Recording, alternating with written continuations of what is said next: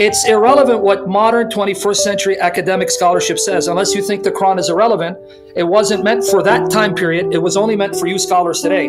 So if that's the case, the Quran was revealed in the wrong time period. Allah should have sent it down in the 21st century for you scholars. You have to answer what it means in its historical context. And I've given you context within the Quran and outside sources, and your case has been soundly refuted. There is a dilemma. The Quran confirms the Bible and yet denies its core doctrines, which means Muhammad is a false prophet. Come home to Jesus, and then he's waiting.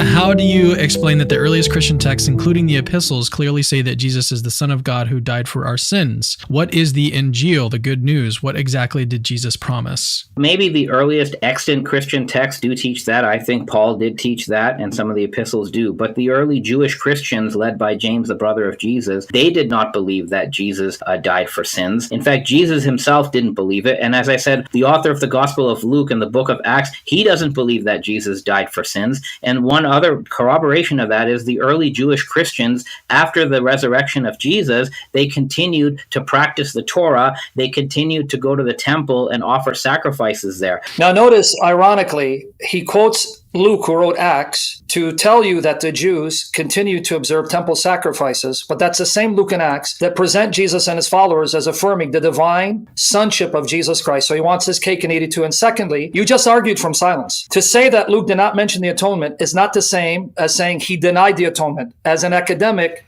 you don't want to make these leaps in logic because that's a logical fallacy. And thirdly, you're wrong.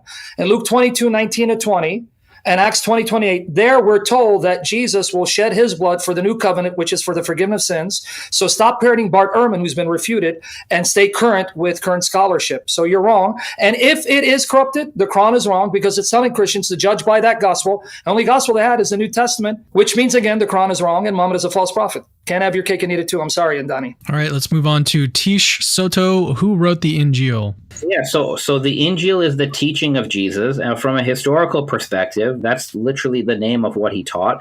And we know for about a century or so, according to modern scholarship, the early Christians had a more oral conception of Jesus' teaching. So Jesus' teachings were passed on orally. That's what Q basically is, right? And then at some later point, the Jesus tradition is written down, and these Jesus sayings are transmitted in writing at some point. And then the anonymous gospel authors, they pick up these Jesus sayings and they have a narrative that they'd heard orally and they put it in writing. So the Injil, from a historical perspective and even from a Quranic perspective, it is an oral revelation. It's not a physical book. Guys, you see the circle of reasoning again? How do you know that Jesus preached the gospel and what it is? Oh, because of the gospels, which are corrupt and unreliable and anonymous. So you trust the gospels to tell you that Jesus preached the gospel, but when the gospels then tell you that Jesus also made statements, or they make statements about Jesus that show Muhammad was a false prophet, oh, that's where it's corrupt. Moreover, how does he know about Q? Q is extrapolated from the material found in Matthew and Luke. So if Matthew and Luke are reliable enough to give you Q, then why are they unreliable in other areas where they show that Jesus proclaims his sacrificial death, his divine sonship? And moreover, there's a saying in Q, Matthew 11:27, Luke 10:22, where Jesus says, all things have been handed to me by my Father. No one knows who the Father is except the Son, and no one knows who the Son is except the Father, and to whom the Son reveals him. That saying from Q, which predates the Gospels, shows that Islam is false and Muhammad is a false prophet. Can't have your cake and eat it too, Andani. For Khalil, why hold Q, the Quran, I suppose, is not affirming the New Testament? What if the Quran author was mistaken, thinking the New Testament was given to Jesus? Seems to assume divine authorship. Yeah, so again, if the Islamic Dilemma is an internal critique, which I said at the beginning that it is an internal critique and it's only presented to believing Muslims, then a Muslim can assume the Quran is from God and they can simply say, okay, how does the Quran define the Injil? But frankly, even if we put that aside, you can do an academic investigation of how does the Quran define the Injil, and you don't end up with the New Testament. So I don't even have to assume divine authorship for what is the Quranic conception of the Injil, just like a lot of scholars ask, what is the Quranic concept of kitab? And Daniel Madigan, he applies a principle of charity. He's a Catholic priest. He says, look, if we want to know what kitab means in the Quran, we should read the Quran holistically. We shouldn't just assume the Quran is a disjointed, incoherent text. You only would conclude that a text is incoherent if all the possibilities of a coherent reading are impossible or completely nullified. But in the case of the Injil, we have a coherent notion of what the Injil is in the Quran, and it doesn't comport with any definition of the New Testament, which Sam still has to prove. It's been about 3 hours. I'm still waiting for the Quranic mention of the 27 books of the New Testament. And I'm still waiting for you to show me the Quran, where the Quran says how many surahs make up the Quran and how many verses make up each surah of the Quran. It's not in the Quran. Therefore, if you're going to follow that criteria, how do you know what the Quran is? The Quran doesn't tell you. Stop arguing from silence. That's a bad way of responding and refuting and proving your case. Moreover, I did more than that. I showed you the Quran says whatever revelation they had, that is the uncorrupt revelations of God. And they had the New Testament, whether you like it or not. Even you admit that the Quran is aware of the New Testament, interacts with it. Again, it's like you want to have your cake and eat it too. And finally, it's irrelevant what modern 21st century academic scholarship says. Unless you think the Quran is irrelevant, it wasn't meant for that time period. It was only meant for you scholars today. So if that's the case, the Quran was revealed in the wrong time period. Allah should have sent it down in the 21st century for you scholars. You have to answer what it means in its historical context. And I've given you context within the Quran and outside sources, and your case has been soundly refuted. There is a dilemma. The Quran confirms the Bible and yet denies its core doctrines, which means Muhammad's a false prophet. Come home to Jesus, and then he's waiting. For Khalil, Reynolds argues the Quran didn't possess knowledge to know this difference, how Jews, Christians, and the Quran author envisage these scriptures. What is your opinion? That's for him. It looks like his internet connection went in and out. I got kicked out. Sam's argument was too powerful. It booted me out of the room. Oh! All right. So Reynolds argues, he's talking about Gabriel Said Reynolds, argues that the Quran didn't possess knowledge to know this difference, how Jews, Christians, and the Quran author envisage the scriptures. What is your opinion? So I've shown you in my slideshow that based on the scholarship we have, and Sam, the reason why I cite scholarship is you just said in your prior comment before I got booted, you have to read the Quran in its historical context. Yeah, I agree. That's what scholarship does. That's what the whole field of Quranic studies does, just like biblical studies reads the Bible in its historical context. So the scholarship that reads the Quran in its historical context has concluded that the Quran is quite familiar with some very fine details within the Bible, within the Old Testament and New Testament.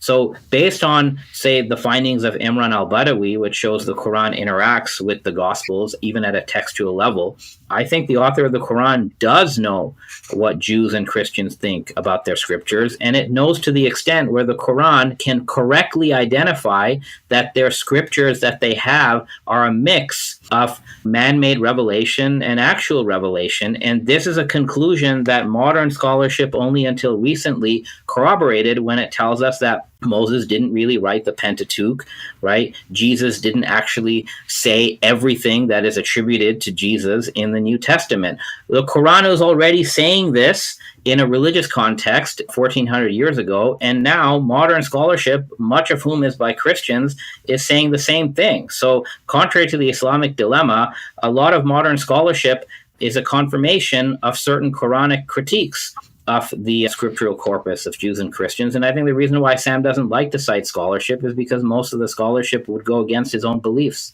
Now, I noticed that he wants to respond to my response. We can do this all day, but I'm going to address what you just said. Contrary to what you just asserted, I also appeal to modern scholarship, but I don't swear by them because they're not my prophets or my messengers or my rightly guided imams. They can be mistaken. So, no, I have quoted scholars, but at the same time, you have to go to the Quran itself. And if you want to now know how the Quran was understood historically, you don't start with 21st century scholarship.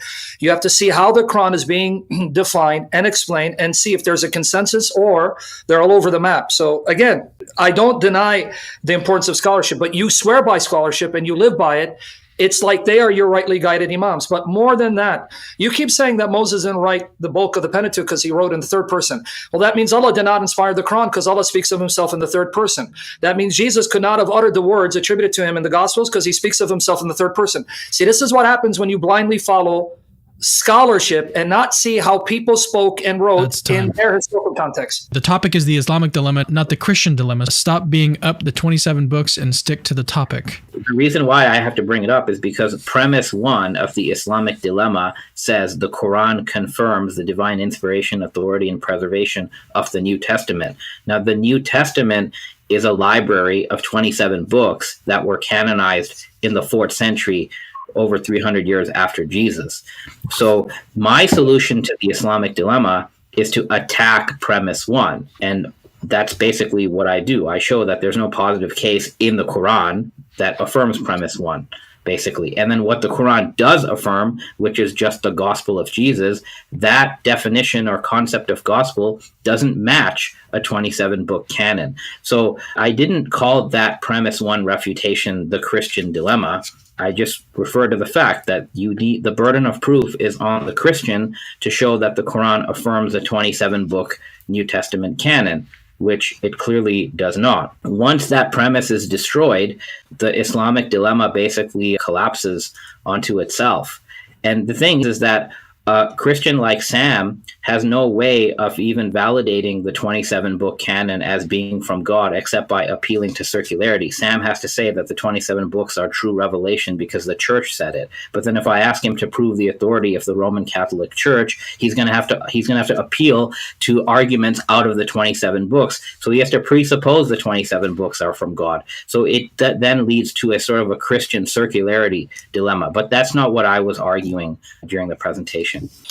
No, actually, I'll appeal to the Quran if I'm speaking to a Muslim, because according to chapter 3, verse 55, 61:14, if you believe the Quran is divine and you believe Allah cannot lie, he swore that the followers of Jesus would be victorious, and he gave them victory, and they dominated over the unbelievers, and he'd empower them to be victorious till the day of resurrection. So if the Quran is true, then the true church prevailed, and the true church looks nothing like Islam, because the true church held to the 27 books of the New Testament and the books of the Old Testament and affirmed the Trinity. And you actually proved my case. Guys, I want you to keep hearing what he says. It wasn't until the 4th century the New Testament canon was finalized. Well, by the time Muhammad, that means they knew what the canon was. And since Muhammad is appealing to his contemporaries, not to the 4th century, his contemporaries would know when he says, you are to uphold the Torah and the gospel, all the revelation given to you, means you uphold your New Testament, because that's God's word. But if we do that, Muhammad is a false prophet and antichrist. And I'm not saying to disrespect, I'm just saying theologically, and he has to go. That's why the Islamic dilemma. So thank you for making my case again. I'll just use your Quran to make my case that's effectable. So Apostate Prophet sends one in. He says, why in the world would Jews and Christians rely on Muhammad and Islam to decide what is and is not authentic in their own texts? Isn't my book decides which parts of your book are authentic a clear fallacy?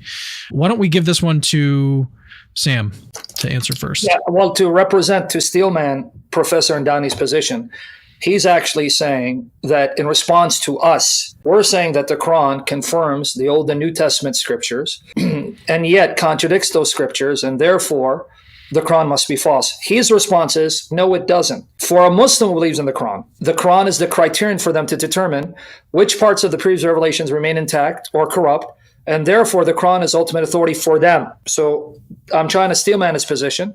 So again, that was the debate. Does it only affirm parts of the Bible or all of it? And does it acknowledge a New Testament or not? That was the debate. So I hope I did a good job representing your position.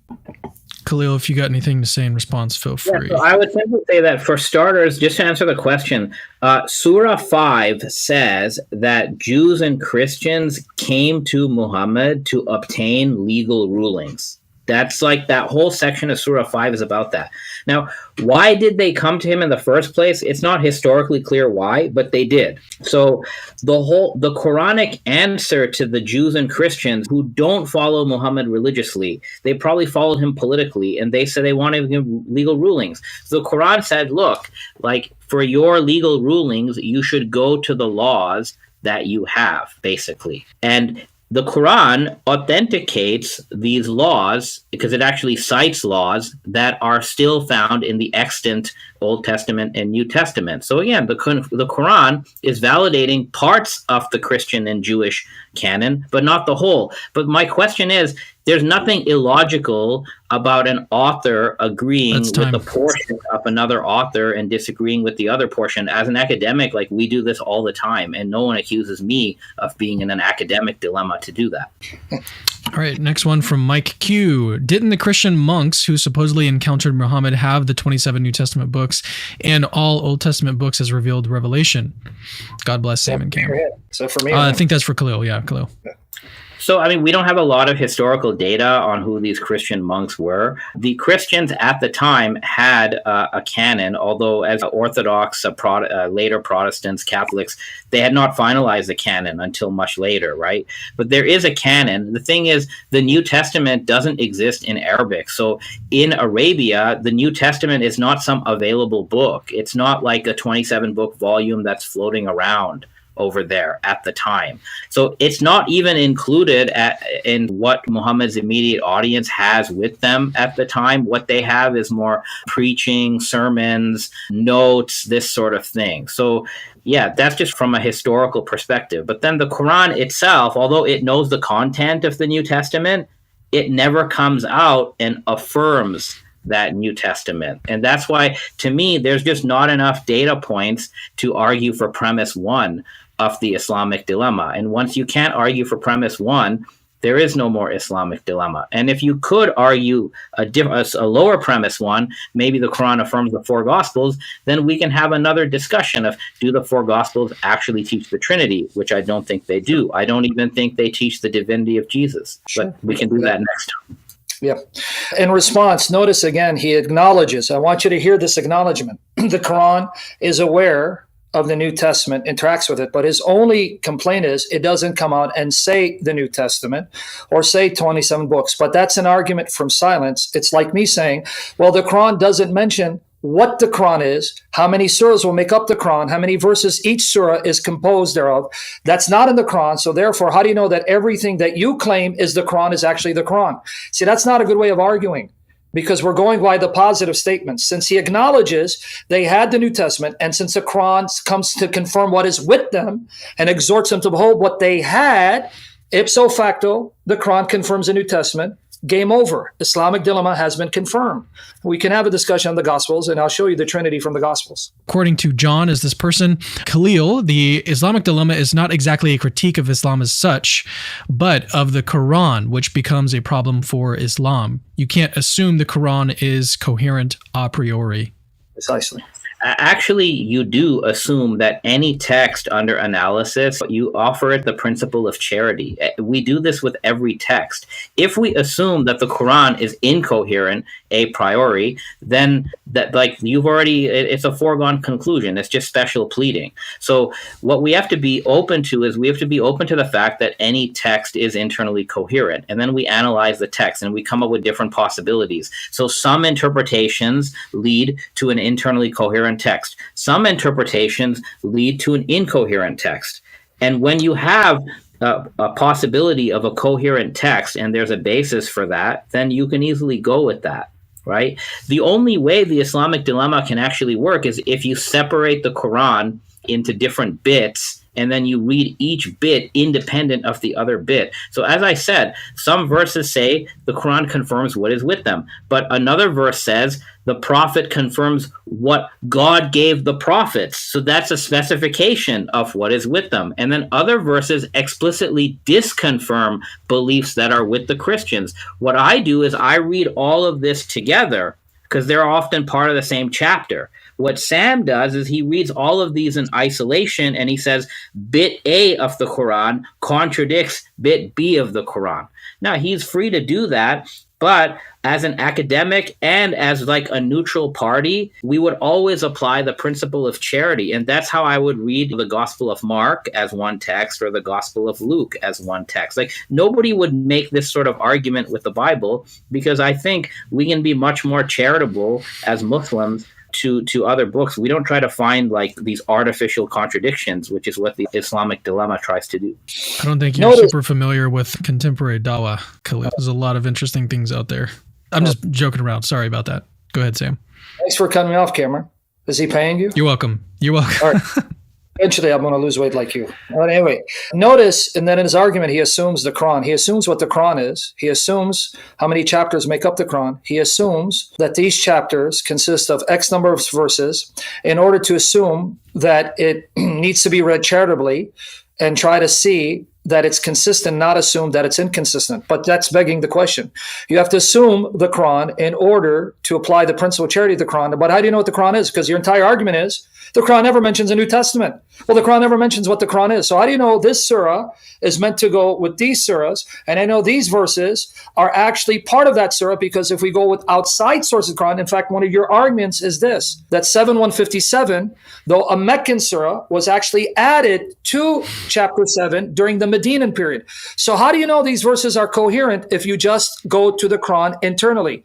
And when you talk about charity, you've been anything but charitable to the New Testament. You assume it's corrupted, it's anonymous, hasn't been perfectly preserved. How can the New Testament be considered reliable if early manuscripts contain numerous alterations in key doctrinal passages and later additions or interpolations? If the New Testament manuscripts are corrupt, that means the Quran is false. That's the part of the dilemma. Because if you're a Muslim, you don't have the option, contrary to what Adani says, to say that the New Testament's corrupt and only contains core truth. The Quran doesn't argue that way. The Quran says whatever the Christians and Jews had, that's the uncorrupt, preserved words of God. I'm arguing from the context of the Quran, not from outside sources. So if the New Testament's corrupt, Muhammad is a false prophet. New Testament preserved, Muhammad is a false prophet. Welcome to the wonderful world of the Islamic Dilemma. Yeah, so again, the Quran never authorizes the New Testament. So even if you go beyond the manuscript problem, you have a canonization problem. The New Testament wasn't canonized as 27 books until the 4th century. And then the 4 Gospels are not canonized until, say, the 2nd century. The funny thing is that the Quran doesn't endorse the Christian canon, let alone the preservation of the Christian text. So we have a canon problem to begin with. The only canonical revelation the Quran explicitly authorizes is the gospel taught by Jesus. And the Quran says that the people of the book mixed truth with falsehood. So the New Testament is a mixture of authentic revelation and false interpretation. So this is the quote. Ibn Ishaq is apparently quoting the Gospel of John. Okay, he is, but take a look at what is highlighted here. These are 3 places where Ibn Ishaq has actually altered the Gospel of John. Namely, the word father has been replaced with the word Rabb or Lord. This means Ibn Ishaq did not actually believe the Gospel of John was perfectly preserved, because he actually had to correct the text. This is not just my opinion. Sidney Griffith, who's a Catholic scholar, Sidney Griffith says that Ibn Ishaq firstly subscribes to the Quranic idea of the Gospel, because he speaks of the Gospel in this quote as what was revealed to Jesus. Okay, and number 2, Sidney Griffith notes that Ibn Ishaq doesn't believe the Gospel of John is fully preserved because he had to correct the Gospel of John, and Ibn Ishaq did that because Ibn Ishaq follows the Quranic view, which in the view of Sidney Griffith is that the Christians actually have corrupted their scriptures. So Sam, you should really stop using Ibn Ishaq as one of your favorite quotes, because the scholarship doesn't agree with you, and neither does Ibn Ishaq. Actually, you're wrong. Ibn Ishaq does what your Quran does to all its sources. This is an indictment against you Muslims. You do the very thing the Quran accuses Jews and Christians.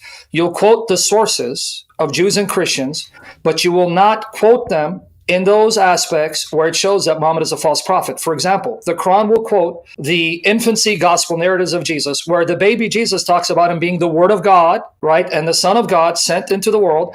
But then lo and behold, your Quran comes and changes the words of Jesus, saying, I'm a prophet and slave of Allah.